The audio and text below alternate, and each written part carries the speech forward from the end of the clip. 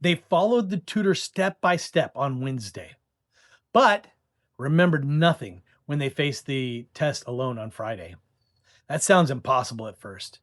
If the tutor is knowledgeable, the explanations make sense, the homework gets finished, and your student says, "Yeah, I totally get it now," why wouldn't the test go great?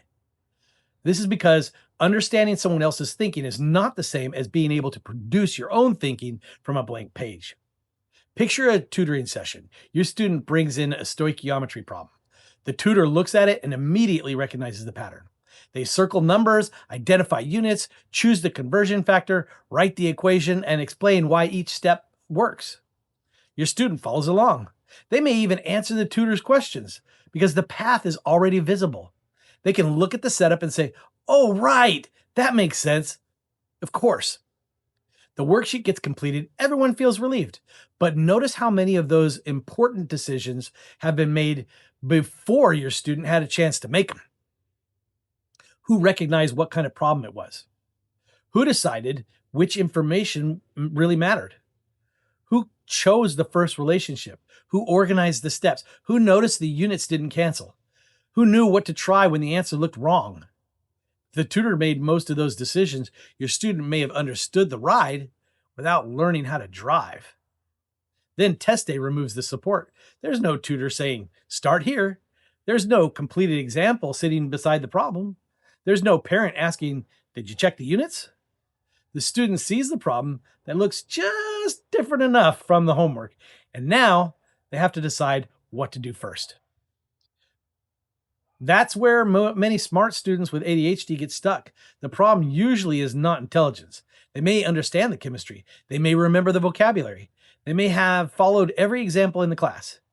But chemistry tests something explanations can hide: independent decision making under pressure.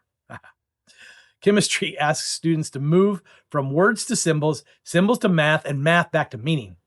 They got to hold several pieces of information in working memory, organize a sequence, monitor units, and recover when the first attempt doesn't work. For a student who has relied on intelligence, memory, urgency, and outside support, that can be the moment raw ability stops being enough. This doesn't mean that traditional tutoring is bad. Of course it's not. A good chemistry tutor can be incredibly valuable. The problem is not tutoring. The problem is when the goal quietly becomes finishing tonight's assignment instead of building tomorrow's independence. Late at night, the pressure is real. The assignment is due. The student is frustrated. The parent's exhausted. The fastest solution is for someone who already knows chemistry to organize the work. That rescue can be appropriate in a crisis, but in every session, if every session works that way, the homework may improve while the student's independent process does not. So how can you tell whether tutoring is actually transferring? Ask a better question after the session. Don't just ask, "Did you finish the homework?" Ask, "What can you do now without a tutor?" Can you identify what the problem's asking? Can you name the information that you have? Can you choose a reasonable first move? Can you explain why the move makes sense?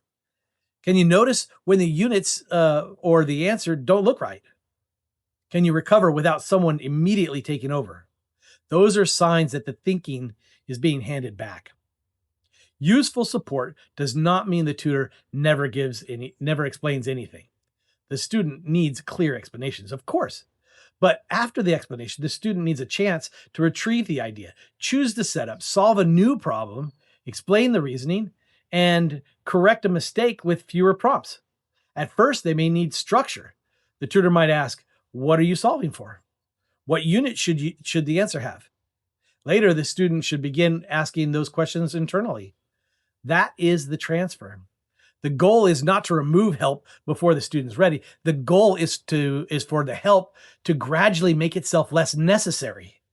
We want to put ourselves out of business. This is one of the central ideas behind Chemistry Compass. We work with students, real chemistry class, but the bigger goal is a repeatable system.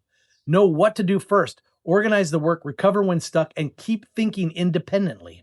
Because the true test of support is not how well the student performs while the expert is sitting beside them. It's how well the student can do when the expert is gone. on exams.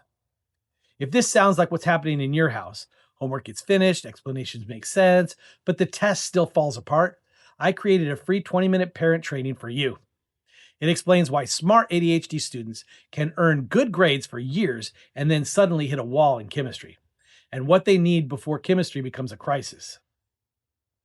Think about your student's most recent tutoring or homework help session. Who made the important decisions? Your student or the person helping them? What is one thing your student can do now independently that they couldn't do before?